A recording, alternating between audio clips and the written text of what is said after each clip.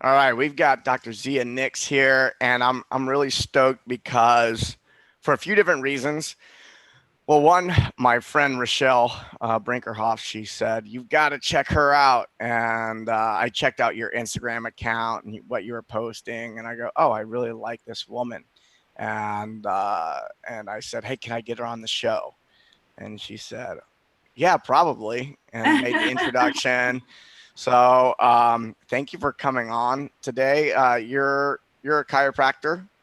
You live in New York City, and you correct me if I'm wrong on any of this. This is stuff I've collected from the internets. Mhm. We've had limited conversation up to this point. Chiropractor living in New York City.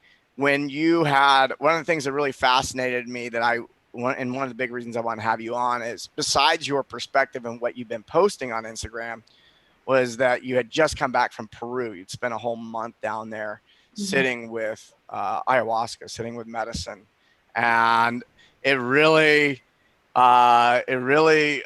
struck me. I go, what would it be like? Because I was down in Colombia sitting with medicine down in January, so I Mhm. was a little fresh myself.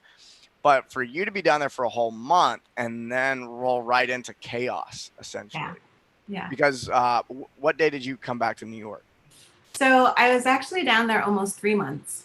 3 months. Yeah. Okay. Yeah. I was 8 weeks in the jungle doing my plant diets. I was way off. I was way off. Even longer, even more intense. So I'm really curious because so some of the things I want to dig into today is because you also have children, right? Well, I have a 22-year-old daughter that I got in my marriage. And when I married my Ah, husband, yeah. she's a bonus. Got a bonus child. There's a bonus. We don't have any little ones, but Oh, no little ones. Okay. no, but children is one of our passions and our missions is to take care of the children. So I like to think that we have many. Nice, Yeah. nice. Yeah. Yeah, I want to talk a little bit about that. Is like, what's the future look like? What do we need to be doing for the next generation that's coming up? I want to talk a little bit about immunity, and then also, you've got training in Western medicine. I guess you consider chiropractic that. I remember when I was a kid, it was like super alternative, and now it's extremely common. Mhm. Interesting how that happens. And but also you've got all this training from down in Peru sitting with that medicine, and it's very different approaches. Like if you go see a doctor, an MD in the United States wearing a lab coat, and you go down to Peru and you sit with that medicine, these are if for those who have had that experience, these are not the same thing. Yeah. And so I would really want to dig in to that as well, and just your perspective on medicine as a whole. So, what was it like? Well, all right, what was it like being down in Peru for 3 months, 8 weeks in the jungle, and then coming back, and then it seemed like the whole world was burning down? Hmm. Well, first I want to say, Mike, thank you so much for inviting me on. Yeah, Um, it was great when Rochelle introduced us, and I took time to check you out also. good. we, as, as you know. And so yeah, after looking at your work and your social media, I'm really excited and grateful that we get to have this conversation. So thank you for the mm, invitation. thank you. I got back from Peru like 2 or 3 days before everything just went. Oh, that's not true. I got back probably a week before everything went crazy. I got back a few days before they shut down travel. So I just kind of just made it back from Peru before they closed the borders.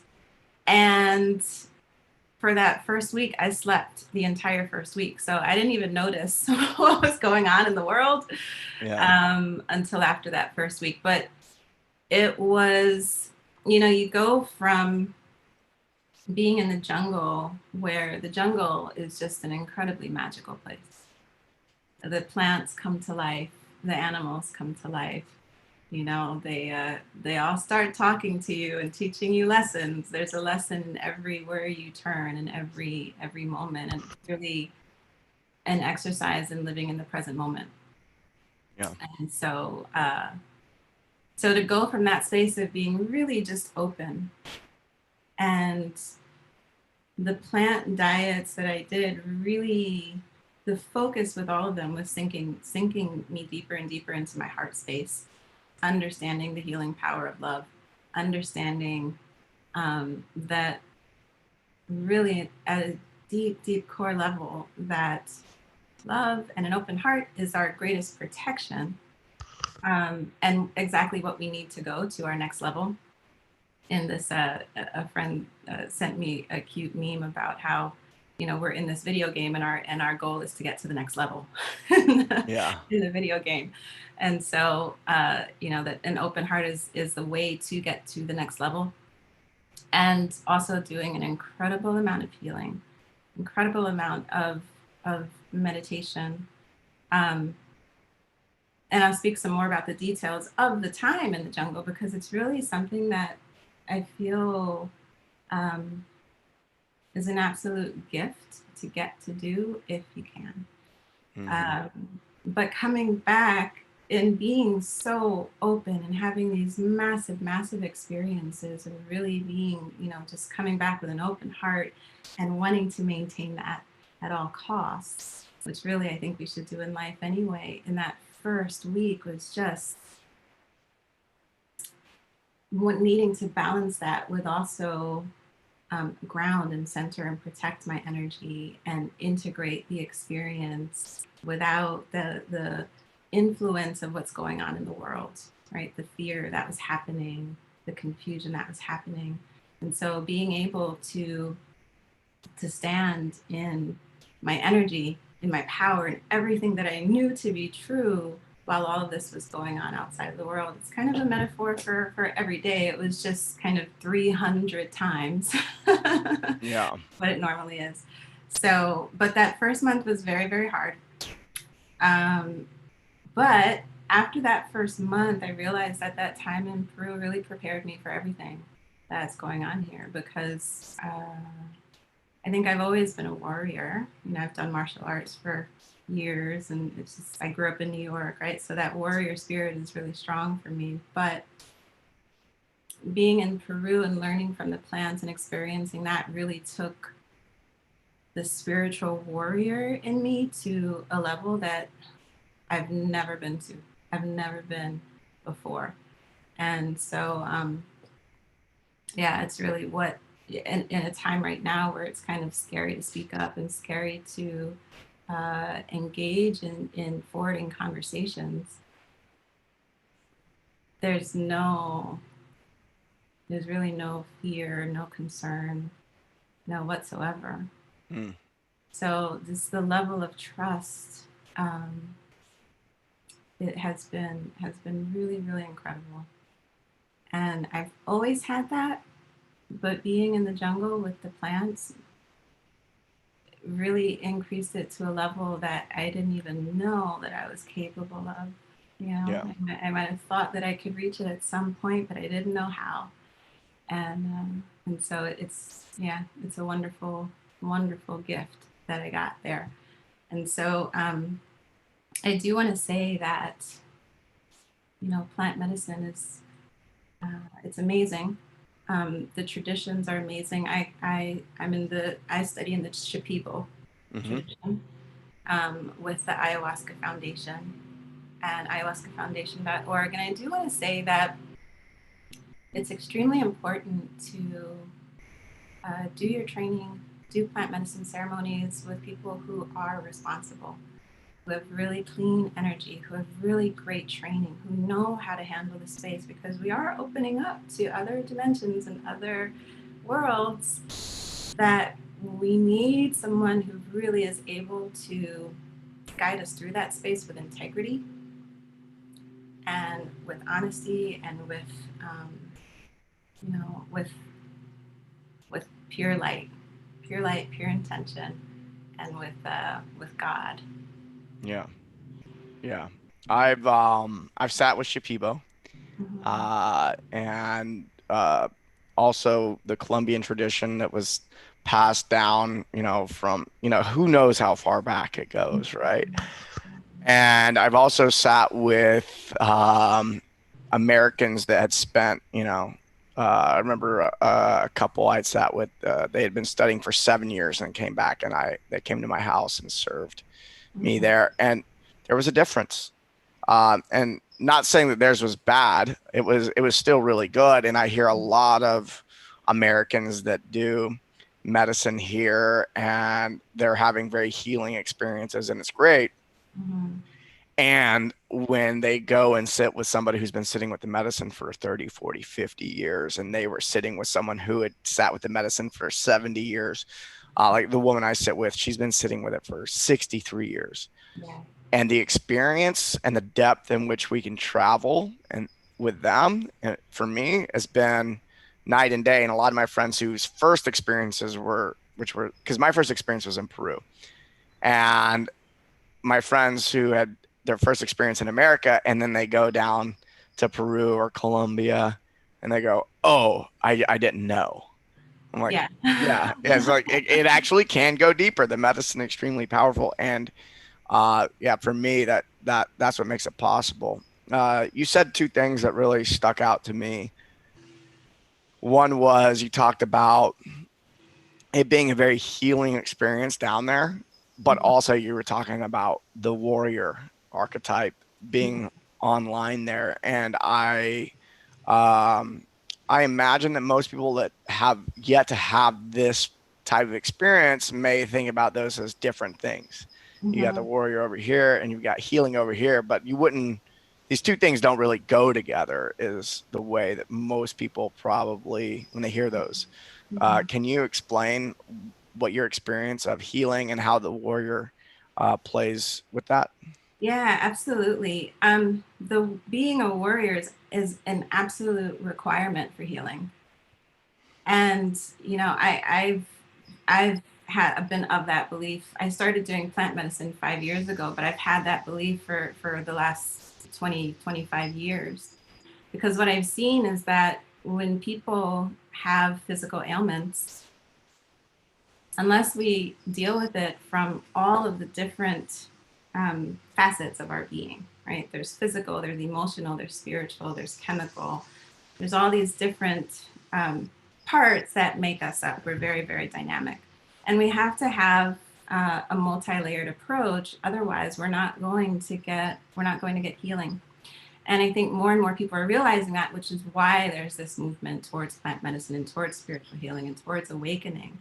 And so, in order for us to heal our spiritual, emotional, mental wounds, we've got to be a warrior, right? We've got to be able to look at our shadow.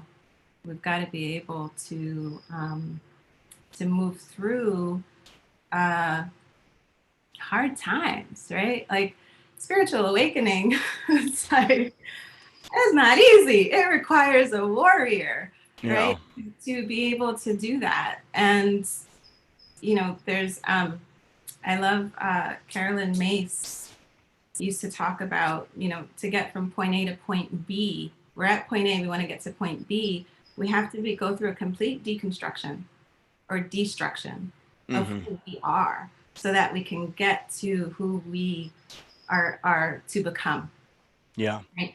And so we go through this complete destruction of the ego, the self, the belief. There's a complete breakdown in all of that so that we can be rebuilt into the person who can hold the vibration of something higher, something stronger, something better that we're moving towards. And so we go through this, and there's kind of this valley that we're in. And this is the point of really real transformation takes place, right? Because this is the point where either we can go back to point A and say, this is too hard, or we keep going to point B.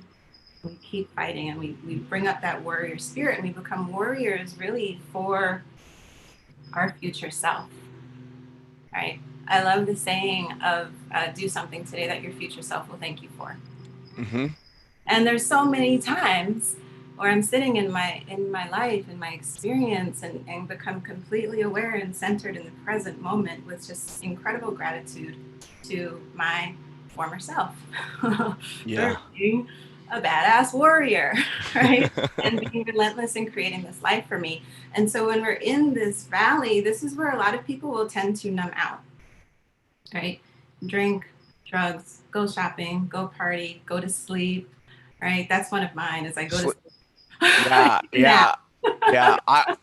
I've worked with people before where we're pushing some like really heavy emotional or spiritual something. They're being challenged, and Yep. all of a sudden they start yawning, their eyes start getting heavy, and they go, "I'm tired," or "I'm hungry." Yeah. Like, it's like, all right, I got to get a coffee. It's like, Yeah. Yeah. whoa, whoa, whoa. It's because I get the same thing. I remember being in a room and they were informing of this is years ago. Like, oh, you may experience these things. I'm like, Mhm. sure enough, I was getting hungry. I was wanting to get a coffee. I was getting groggy Yep. during times of the day where that's just wasn't the thing. And I want to take a nap. And it's like, oh, okay, that's a thing. That's a Yeah. real thing. It totally is, right? It's that it's our ego taking us out, right? Yeah, Because it's as soon protecting as, itself. yeah, exactly, exactly, Yeah. right? And so to push through that fatigue, I mean, I've been I've been through moments where that tiredness is so overwhelming that I literally have to bring out the warrior just to stay awake, Yeah. right? Yeah. And so, but then the confirmation of that we're moving through something is that 5, 10, 20 minutes later after we've moved through it, you're not tired anymore, right? You're wide awake, Maybe even energized. Like, energized, I right? never felt so good. Yeah, yeah, it's Yeah. really incredible. And so it's being aware moment by moment of where are our thoughts? What is our body doing? What are we being influenced by? Are these even my emotions? Mm. Right? Is a lot of what happens now is that we are becoming more and more sensitive to the world around us as we move into more, from a 3D space into a 4D space. We become more and more sensitive, and so we're able to actually communicate without words. And so are Yeah. these even my emotions? And so, so we go through from point A to point B, we're in this valley and this is where we numb out. And we might go to sleep, we might have these other things. And so it really requires, a fighter spirit, fighting to get to point B, fighting to get to this life that you're creating, to be able to come out of that valley and go into, the promised land. Yeah. Right? Yeah. And then there's a point C, and you go through it all over again. And so, the process of becoming awake is really one that requires absolute commitment, absolute unshakable commitment to getting to your next level, right? And Yeah. creating the life that you want. And we always hear that no one can do it but you. And more we're experiencing that, right? That Yeah. as we change, the world around us changes. So, as far as your question was about healing and the warrior, Yes. right? And so, my experience in practice has been that if someone is not living on purpose, if they're not happy in their relationships, if they haven't healed the childhood wounds, if there's no really inspired vision for the future, people get sick, right? And Yeah. so it would not make sense to address the physical manifestation of a problem without addressing the root cause, right? And so because that root cause is oftentimes hard to deal with and easy to walk away from, that requires a warrior, right? Yeah. And so healing comes from developing that warrior spirit. But then as we do that and we move into a space of greater awareness, greater connection, uh, and we start to heal. I remember I was about 10 years into my spiritual journey, and I said to one of my teachers, like, dude, I've been doing this 10 years. Like, at what point is there peace? Right? Like, am I gonna get to that space where When am I done? where it's just easy.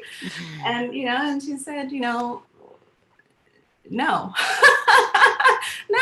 right? Because then we get to, after we heal ourselves, then we get to work on our lineage and our ancestors and Yeah. the world. And then we get to work on our greater purpose, right? And so my greater purpose is taking care of the children of the world and making sure that, children have loving families. And, and every step of the way, we're stretching ourselves. Yeah. Every step of the way. And so that requires commitment. And I like to think of the warriors. There's something really badass about a warrior who never has to pick up a weapon. Yeah. A warrior through unwavering commitment, right? Through passion, through intention, through um, through creating connection and curiosity um, and awareness. Yeah. So yeah, I don't know. Does that answer your question? Love, absolutely, 100%. That was. I've never heard anyone talk about it like that before, and beautifully said. Beautifully said. And one of the things that I heard in that is, um, to simplify it, I guess, to just a piece of it. Obviously, I'm not going to summarize everything you said, but um, what I'm hearing and what I've noticed in society, and even for myself at times, Mm-hmm. sometimes we don't want to participate in our own healing. We Mm-hmm. just want someone else to do it. Mm-hmm. I want somebody in a lab coat to, Yeah. just tell me, just write the script, just tell me what to do. Just do the surgery, just do this or that. And I've taken that approach before. And when I look at Americans as a whole, that's why we're in the situation we're in, Mm-hmm. is because we have outsourced and we've refused to participate in our own health. We've also refused to participate in our own wealth and money. We're so uncomfortable with money that we'd rather just get a job and someone just tell us what we're going to get paid. Mm-hmm. And I, asking for money is so uncomfortable. I think this is like, I think about these two things that very similarly, probably because I teach business and health. Um, but it's like, it's the same thing. It's like, it's so easy just to go get a job Mm-hmm. and to have someone else write your check, and you don't have to negotiate, and you don't have to set prices, and you don't have to do all this stuff, but we'll complain about it not being good enough, or this company mistreats me, or the medicine, when it comes to health, the medicine isn't doing what it's supposed to, or this pharmaceutical drug is creating this there's a byproduct happening. What's it called? My words are That's. side effects. Yeah, it's like, oh, I have this side effect, and something's wrong with the drug. And yeah, just it it's uh, on one side you have the person who just wants things done for them, their children. Mm-hmm. One of the ways and I love that you were talking about like healing childhood wounds, because one of the ways in which I identify an adult and classify an adult is someone who can parent themselves, you Mm-hmm. know? And what we have is an entire culture of children, overripe children is what I like to call them. Is like it's a little jab there, but like it's true. Mm-hmm. It's they want someone else to take care of them. I don't want to be responsible. I don't want to step and be a warrior for myself. I want someone else to do it for me. And Mm-hmm. so what we have is a whole culture where it's like it's just a bunch of children. And what it is going to take, I'd love to hear your perspective on this. Like, when I look at it, it's like what it's going to take for us to see real change, and the change that we want, but the change we say we want is for people to become adults Mm-hmm. and to take responsibility for themselves. And it is going to take that warrior archetype, that warrior energy. I mean, do you agree with that? And how do we call that warrior energy in if it's something that's missing, and how do we know it's missing from our life? Mm-hmm. Because some people, I mean, I've done this. I'll say these words, and then someone will hear me be like, "Oh yeah, I'm totally a warrior," and I'm thinking, well, I can, I'm not trying to be too judgmental, but like your life is kind of fucked up. Like the to me, it's the result. Period. Like if the results of your life are, if these are the results you're getting in your life, it's obvious to me that something's not working. Hmm. But like I can't tell you why, but only the individual can do that. Like is that how you do you agree with that? Maybe I'm a little more uh you're so much more like soft. Right? I'm just like, oh And we need both. We need yeah. soft and we need hard, right? We need feminine, we need the divine feminine, and we need the divine masculine. And so you said a lot of things. So I'm going to I try to did. try to address all of it. I love it. I love it. I love this conversation. And also, they're doing yard work outside, so I apologize if there's like It background. sounds great. Okay, Yeah, we're good. cool. So first, I want to say you spoke about side effects, and semantics are really important, right? We're able to become desensitized or misled by wording quite easily. And so side effects are not side effects, they're effects. They're just not the effects that they want us to focus on, Mm, right? beautifully said. Yeah. Yeah, right. And so we have to remember that. And yeah, absolutely. I think that there has been a desire to give away our power in really dangerous ways. And um, one of the things that I experienced in Peru was really experience was the power of the human mind and the human spirit. And there were times where it was almost too much. It was almost too much for me to handle. There were times that I really wanted to just leave my body because it was really quite a lot. And so um, another reason it takes a warrior, right? Our own power is mind blowing, and there's a lot of responsibility in owning your power, right? To become suddenly responsible for your life and everything that happens in it, to realize that we're the creator of all the things that are going on, to have no one else to blame, right? To really stand the the knowing that I created this, right? Whether it's effed up, whether it's awesome, I created all of it, right? That's a lot. It's a lot for people to deal with, and in a world where we've been kind of taught that we're supposed to feel good, that Mm, there's something wrong with not feeling good, there's something mm, wrong with feeling bad, there's something wrong with pain. Rather than understanding these things for what they are, which is lessons, right? Opportunities to grow, opportunities to stretch ourselves, opportunities to release something. Maybe that's why there's pain, because mm, there's something in there that's not supposed to be in there, and it's trying to get out, and our body wants it out, right? Energetically, possibly, chemically, probably, right? Who knows what way it is. And so, we've been taught that pain is bad and we need to get out of pain in whatever way possible, right? Whether it's numbing out, whether it's taking something for it, whether it's running away from a situation, right? Because it just doesn't feel good, rather than leaning into it. If we lean into it, oftentimes there's a lesson, there's something beautiful on the other side of it, but it takes a fighter to lean into discomfort, right? And so yeah, we've given away our power because, yeah, I mean, if my back is bothering me and I don't understand the energetic nature of it, then I might think that I can take a pill and it's going to make my back pain go away.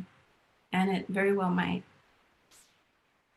But the things that cause that back pain are still there. And so it can show up in other ways. It could show up in difficulty in relationships. It could show up in financial problems, right? It could show up in a lack of sleep. It's not always going to be physical, Yeah. right? It could just be kind of this, just a level of agitation or discontent that we don't really understand. We can't kind of pinpoint. But if we lean into that back pain and we sit with ourselves and we ask, what do you have to teach me? Right? And we go through the healing process that it takes to heal the back or strengthen the back. Maybe it's exercise that's needed, right? Maybe it's more movement, maybe it's more flexibility. But rather than viewing the body as having done something wrong, right?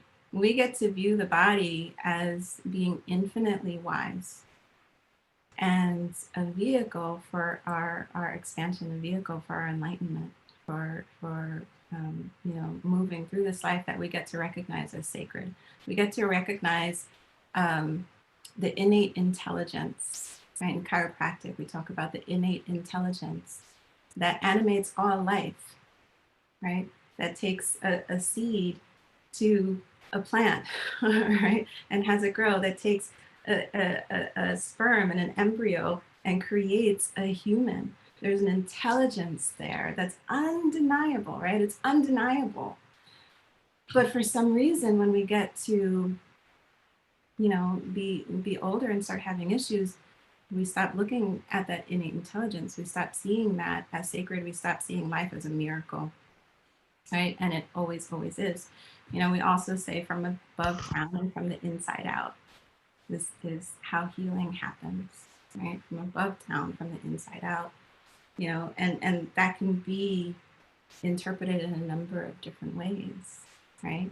When we're looking at the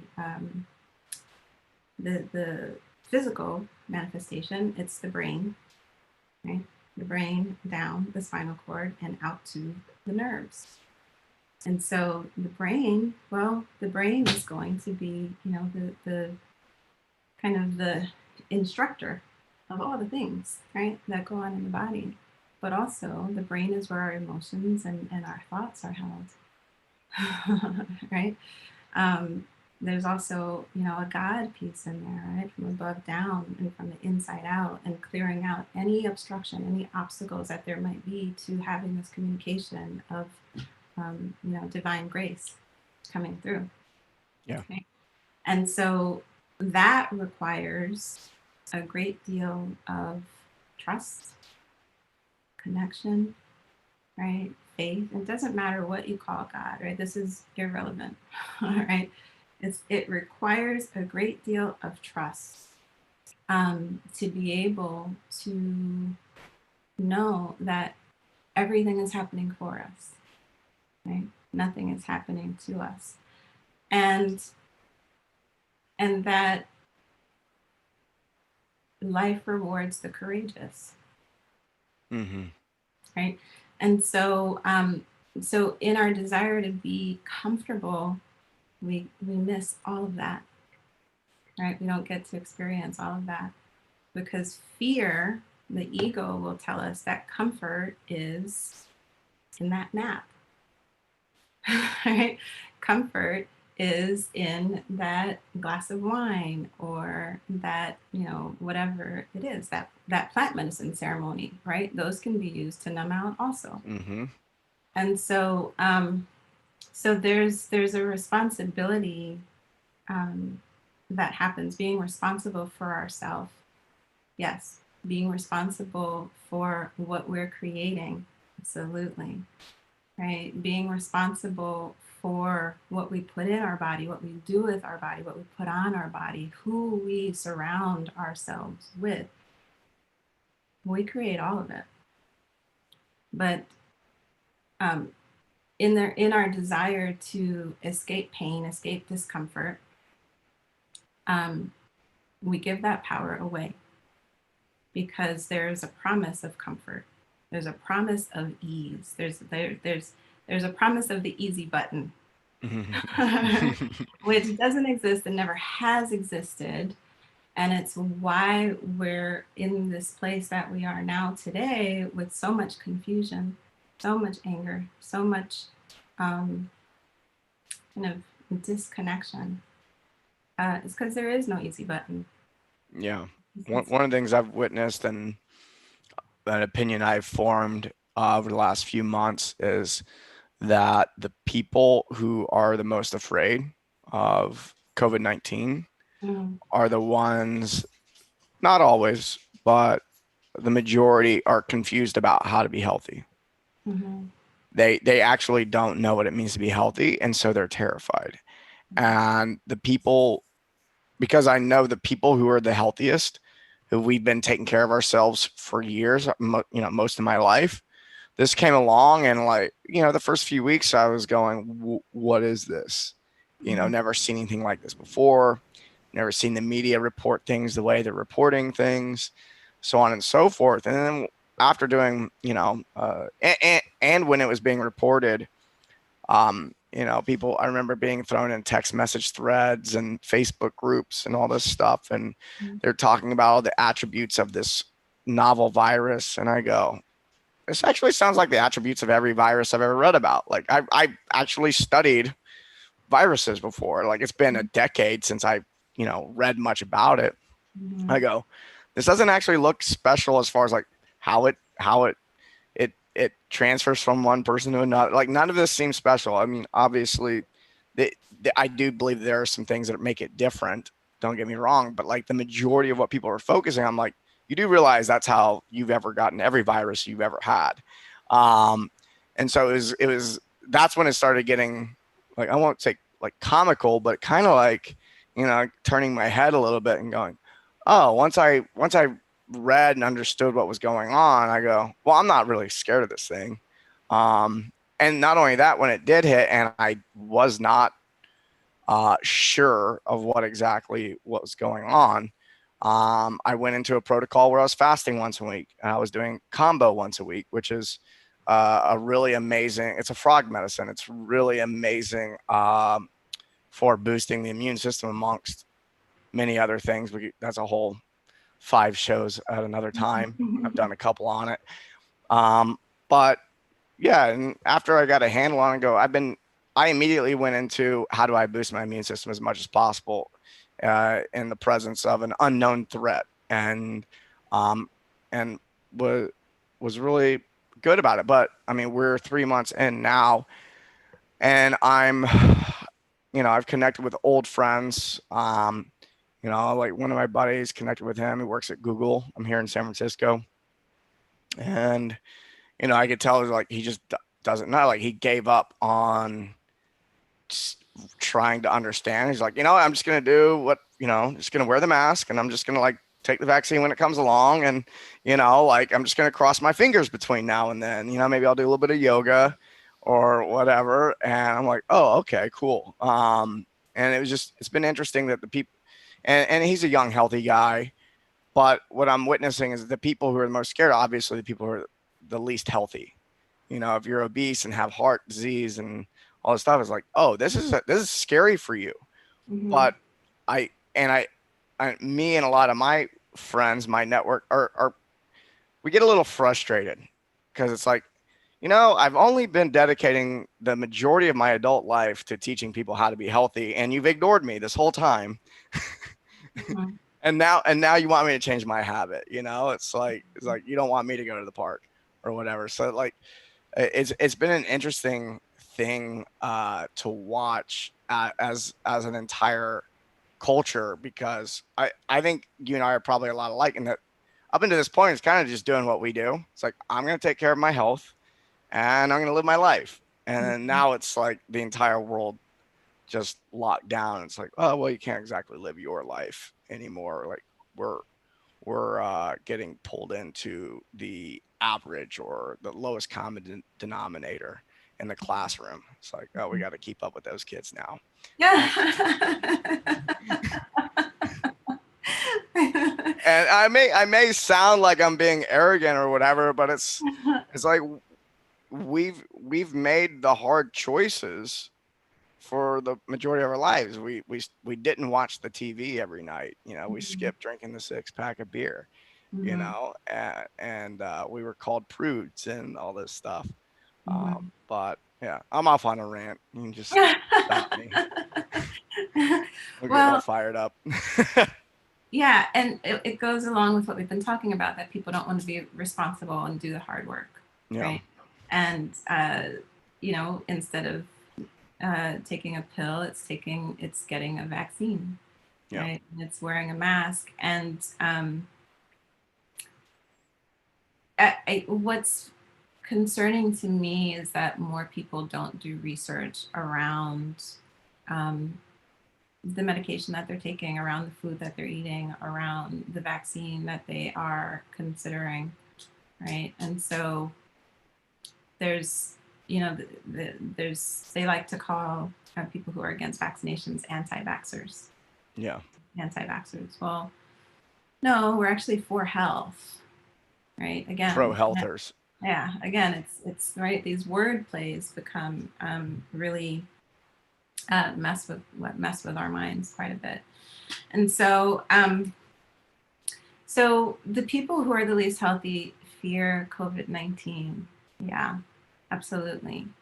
And um, many of them in this experience have woken up, right? Hmm. And Yeah, have started looking for more answers, and have really started changing their lifestyles, and changing the way that they walk through their day, and the thoughts that we have. And a lot of us in this process of waking up are realizing that everything we've ever been told, for the most part, is untrue. yeah. It only takes.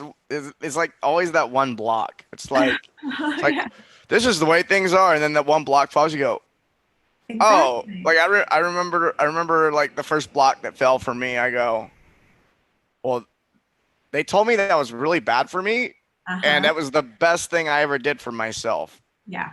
I'm like, what else are they wrong about? And I started looking. I go, almost everything. Yeah. Yeah, Yeah, right. Well, if that's not true, then what else is not true, right? yeah, It's not true. And slowly, what I found is that I dig in and I dissect and I research, and I'm a research junkie. Um, History, religion, science, right, have all been distorted throughout history, to fit the narrative that they want us to believe, yeah. right? And so, for me, um, people like to call people, dismiss people who ask questions, and are curious and want to find the truth, as conspiracy theorists, right? Hmm. It's Hmm. just kind of ridiculous. And now I think the people that are still holding on to that terminology are just like they're right. They're holding on to the security for dear life. But for me, I always, it makes me angry when people lie to me.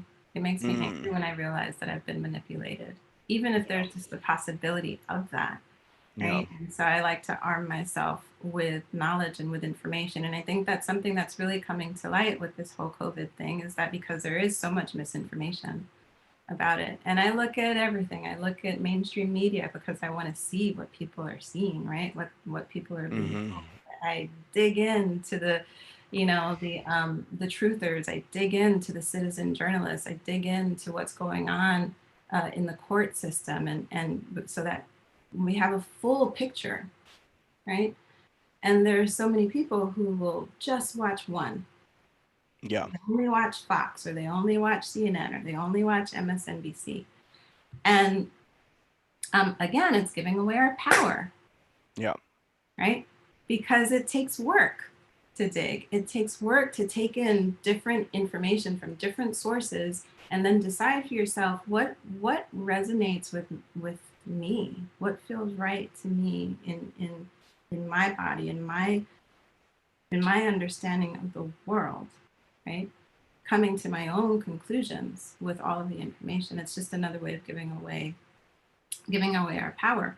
And so, so what we really need is a commitment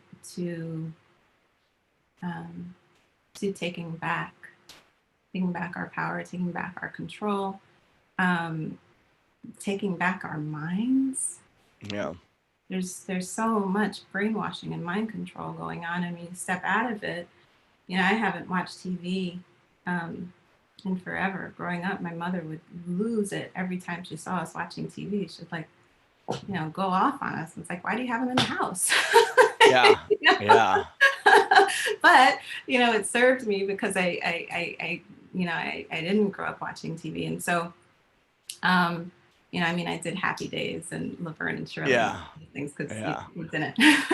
Well, I grew up in a home where there was no TV during the week, during the school, like during when school was in session, no TV during the week and only on the weekends. And then in the summer, you got to pick one 30-minute show. Yeah. And it was very, very limited. I thank my parents for that. And in addition to that, I was homeschooled K through 12. Nice. So there's been so many things that are like really obvious to me and seem silly to me. And I have a lot of friends who are entrepreneurs, from coaching to tech space. I'm not here on the West Coast. And so when I get to know people, a lot of times they go, oh, wow, you think differently. And they go, and I tell them, they learn about my background. They go, oh man, you're lucky, because they recognize how much they've had to overcome, like that indoctrination that happens during school.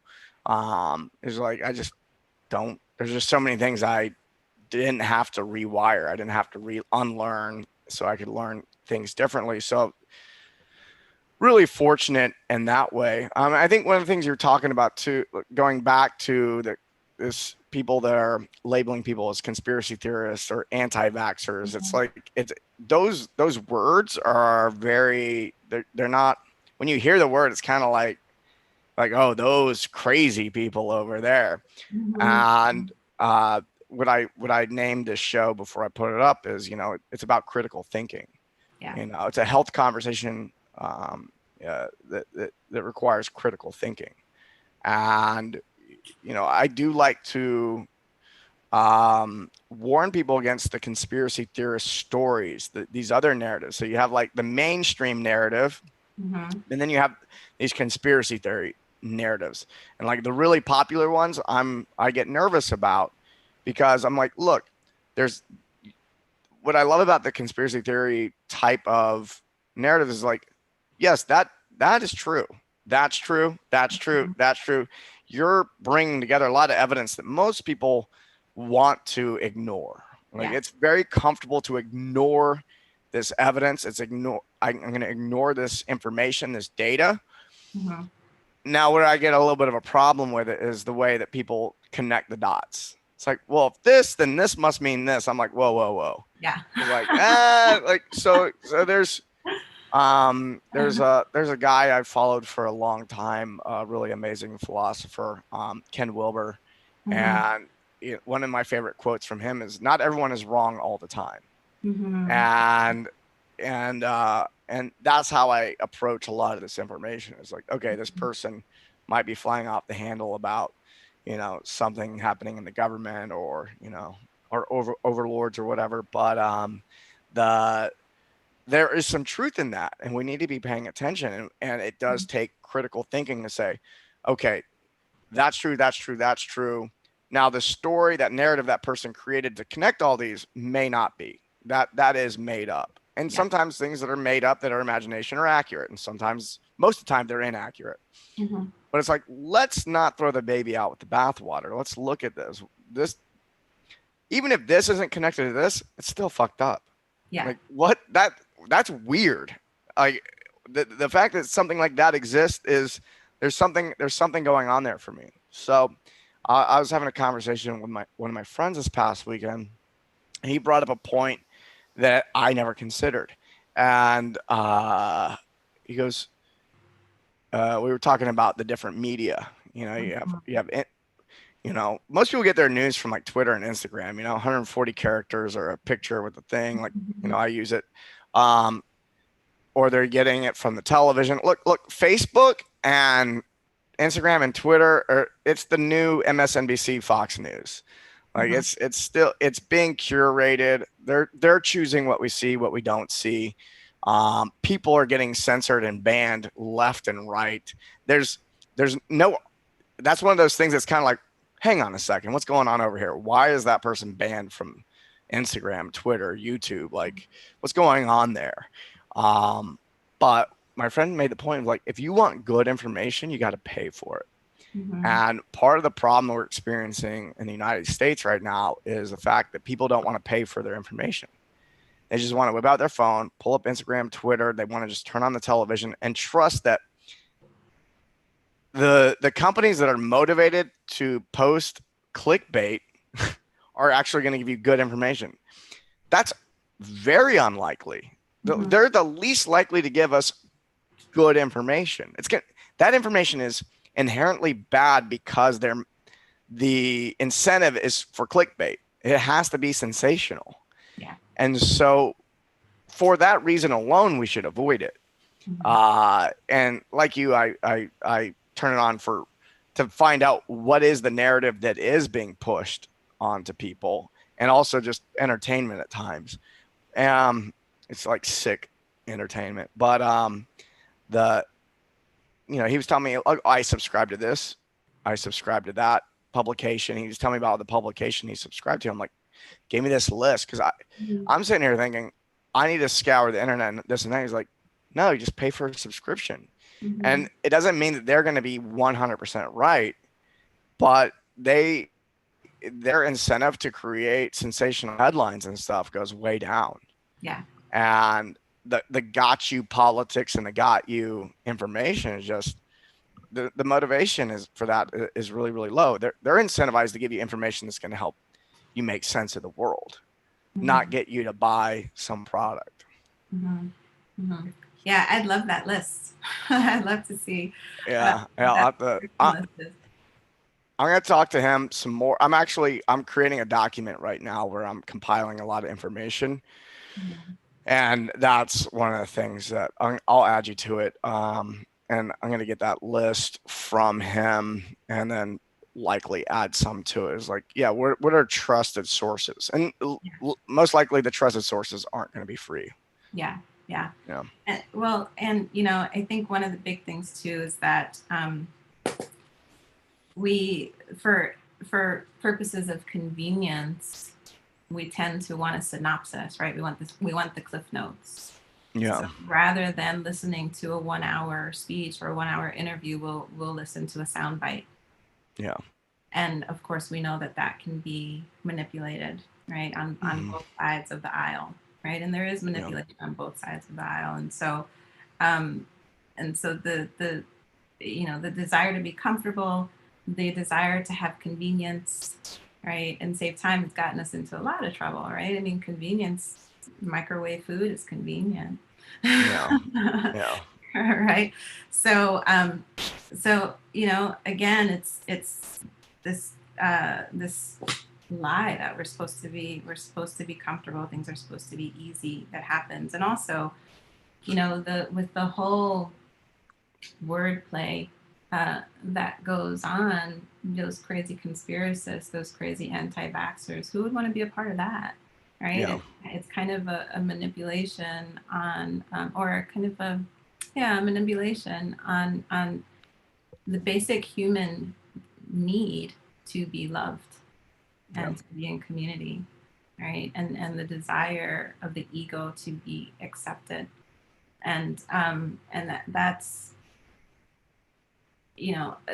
there's two things that really allow people to be controlled. It's fear and a desire to be loved and accepted, which goes back to fear, right? The fear of not being loved and accepted. Yeah. And so really what we're talking about is the need to really be able to have emotional mental and spiritual sovereignty, right? To be able to take in information and make up our own minds, to be able to think for ourselves, to be able to function without attachments to people, outcomes, um, things, really.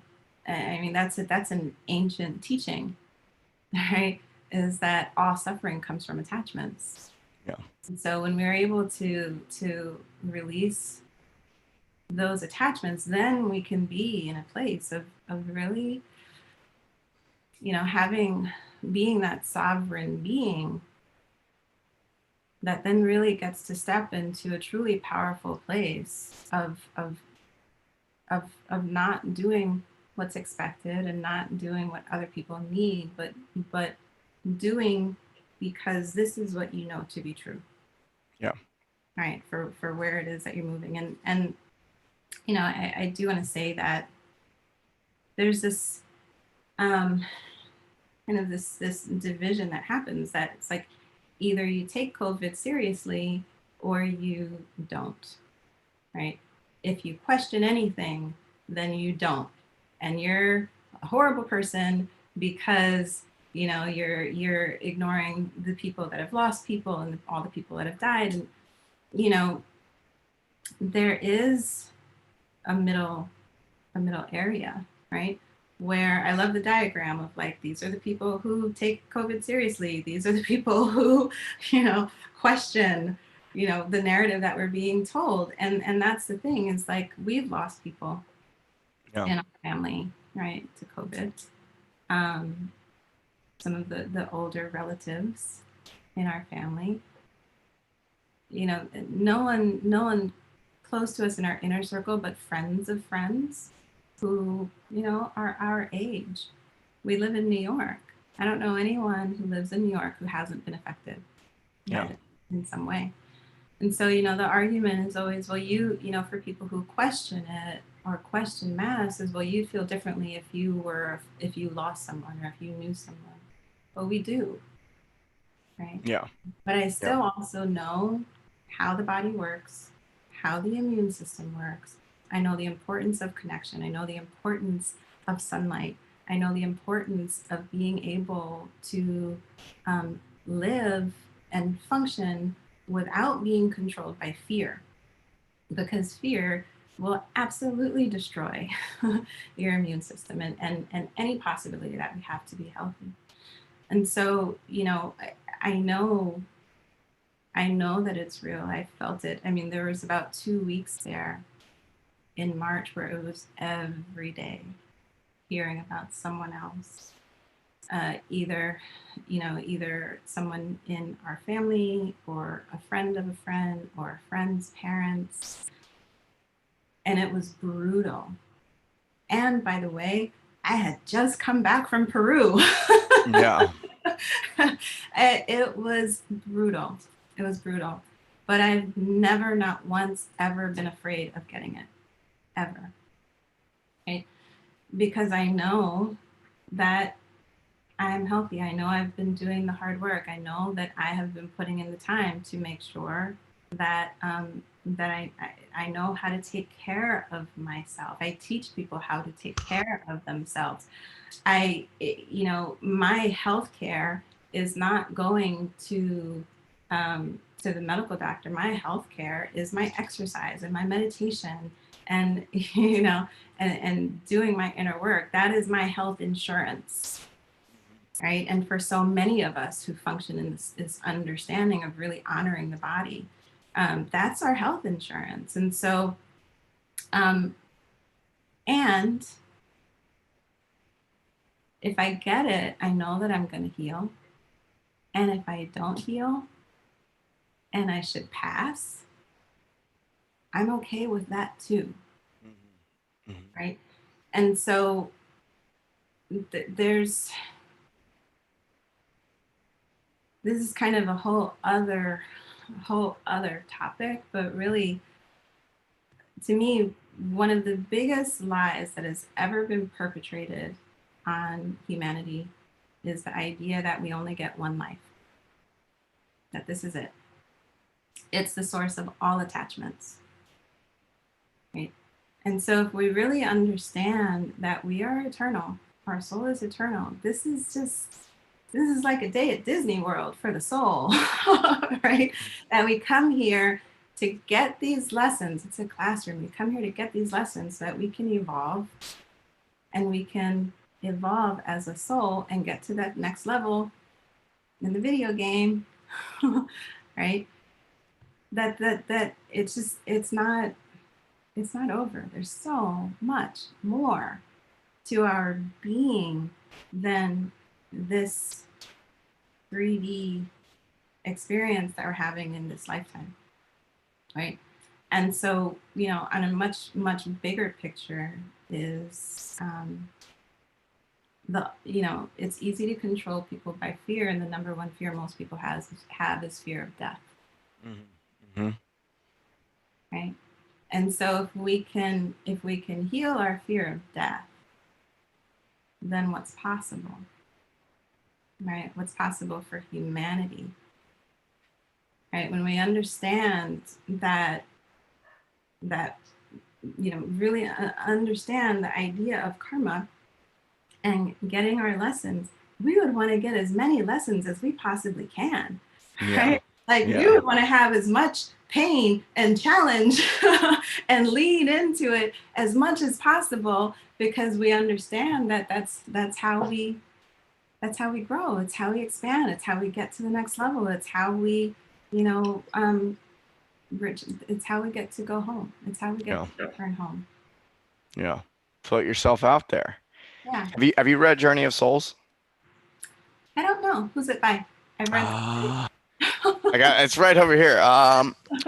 It's by Michael Newton. I haven't. He's a hypnotherapist, Mm-hmm. and he was doing like early childhood regressions with Mm-hmm. people, and then he found himself in past life regressions, and he's this PhD, and he's like, this isn't supposed to be happening, you know? He's like, no, you can't go back past life. That's not a real thing. Yeah. But then his clients just kept on going. He kept on seeing how deep he could take them, and then he found the space in between.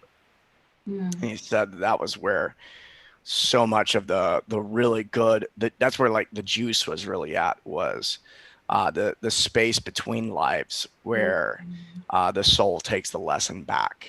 And it's a really cool book. I had friends recommend it to me for years before I finally picked it up, and then Mm. I started reading it. I started reading it back in the fall, right before I went down to Colombia, and I'm going, this makes so much sense based on all my experiences. And then I'm sitting with Yahe down there, basically ayahuasca, and I'm going, oh, all the dots started connecting. I go, okay, this Yeah. is this is really really amazing. What's the name of it? Journey of Souls. Yeah, Journey of Souls. It's funny is I just gave it to my girlfriend to read, I and love it. yeah, It's on my list. yeah, yeah. It's case studies of life between lives. Very, very cool. Yeah, Yeah. yeah, Yeah. It's it when we step into that infinite space, um, we get a very, very different perspective, right? Of responsibility and humanity and our experience here. And reincarnation, it's all over the Bible, right? I mean, it's yeah, something that's been all throughout history until it wasn't. yeah, yeah, Right? And there's many cultures around the world that they still know that it is true. The Dalai Lama, right? hmm, I mean, it's a perfect example of that. He's not the only one. Why would he be the only one? That makes no sense. yeah, yeah, That he would be the only one that keeps coming back. It makes no sense, right?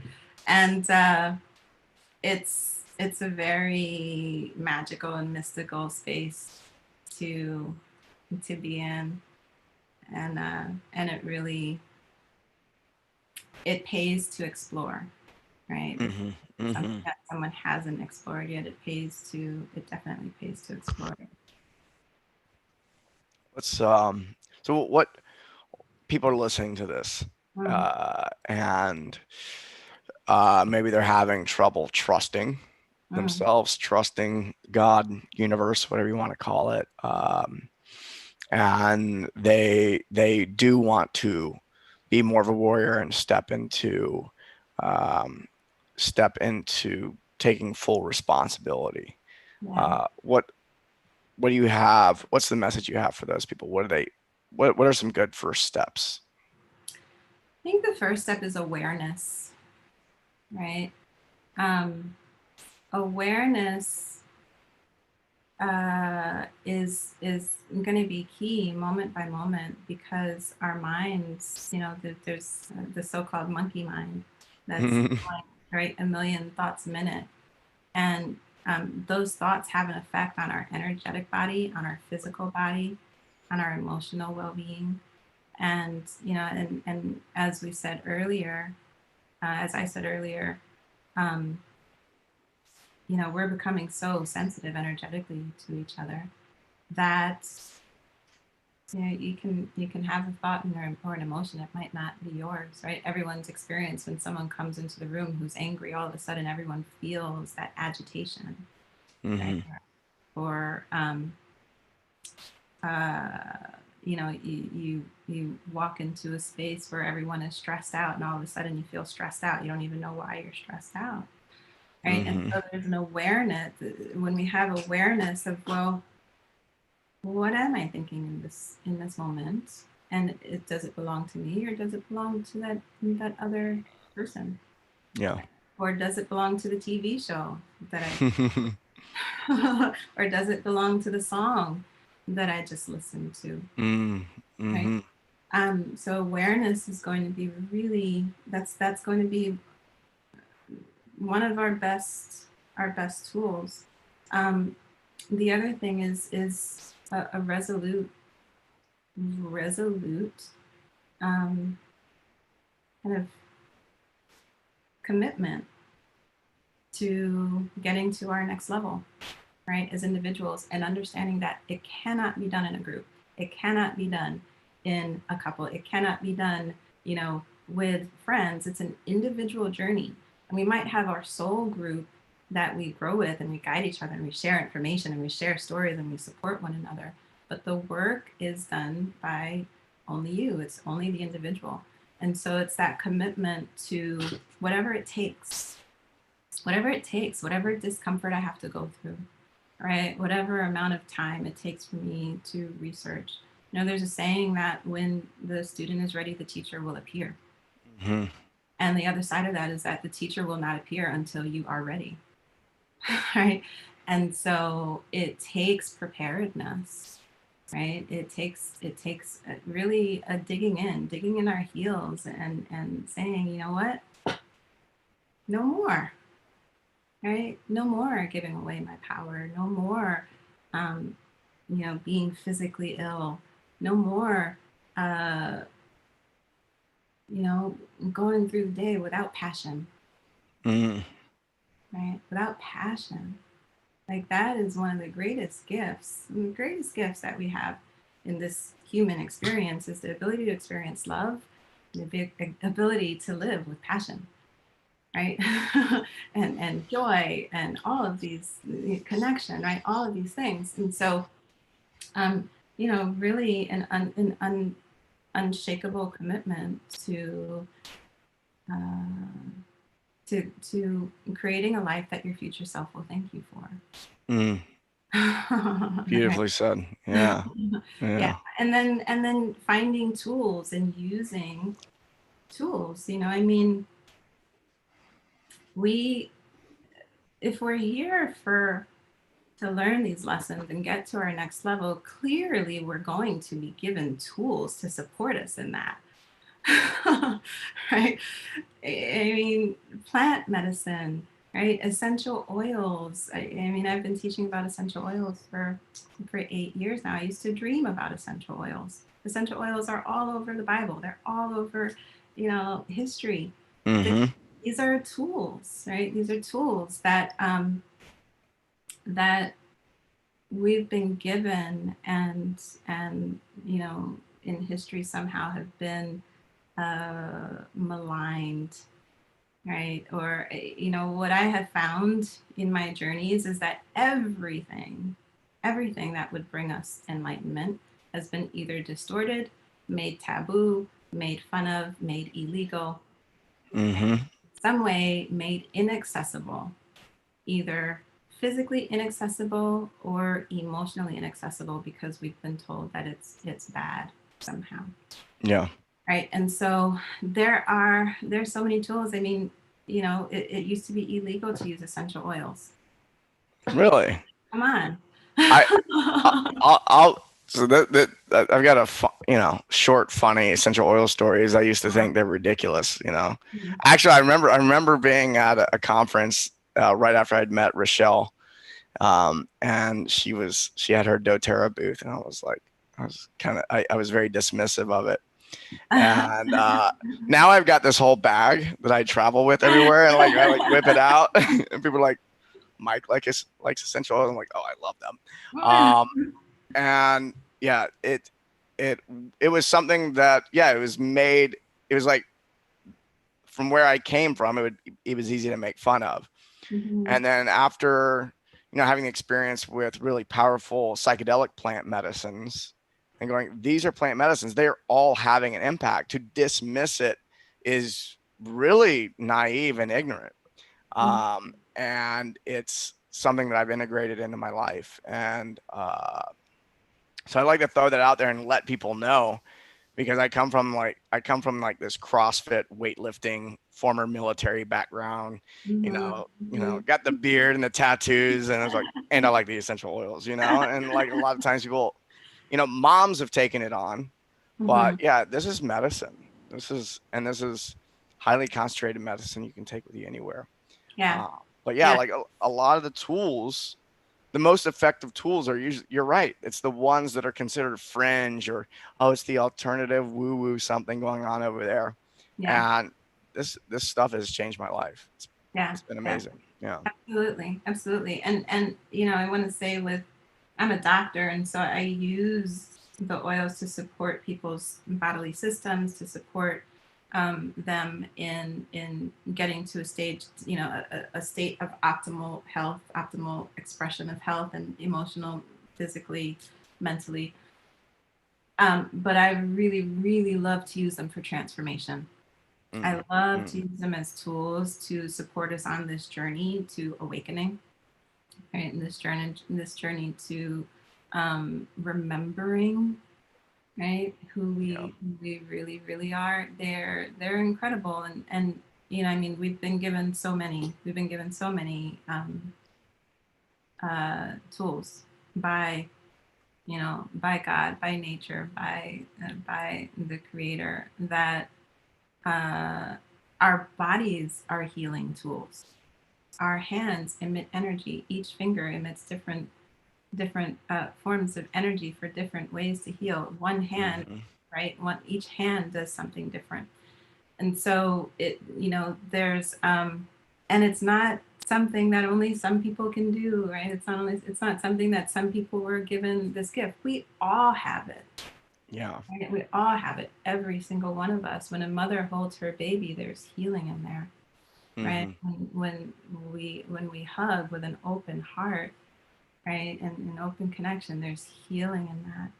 And it really, I think, in my opinion, it really pays for us to explore um, all of these things that have been kind of poo-pooed, or like we said, made to be taboo, or even illegal, Yeah.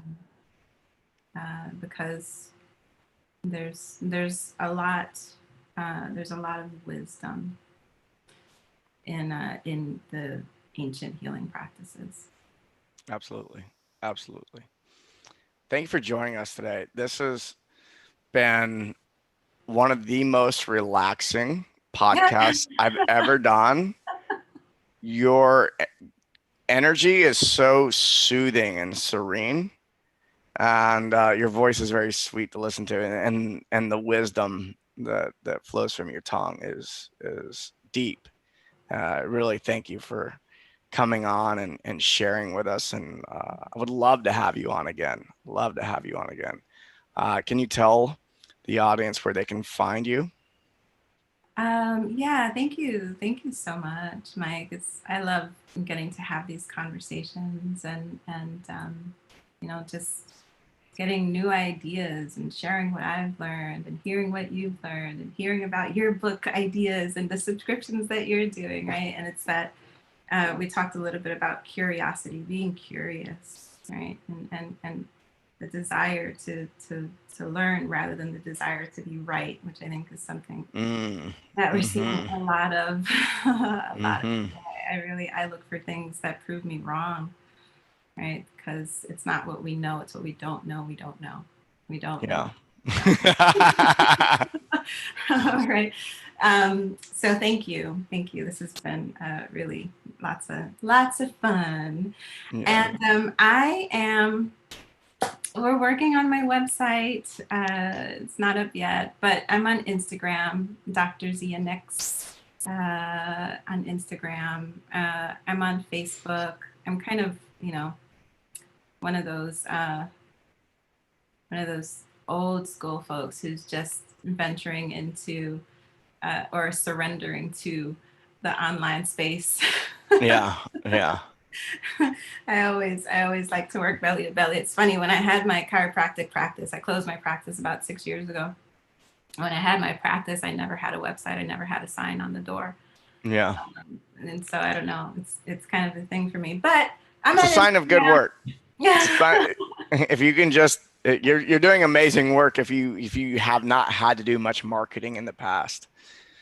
But I help people with that. So if you need any help We'll with have to anything, talk. yeah, yeah. We'll talk some more. I'm on Instagram, Dr. Zia Nix. I'm on Facebook at Dr. Zia Nix, and my website is drzianix.com. And that'll be live in the next couple of weeks with some of my work, some of my videos. Excellent. Well, thanks for joining us today. Thank you. Thanks, Mike.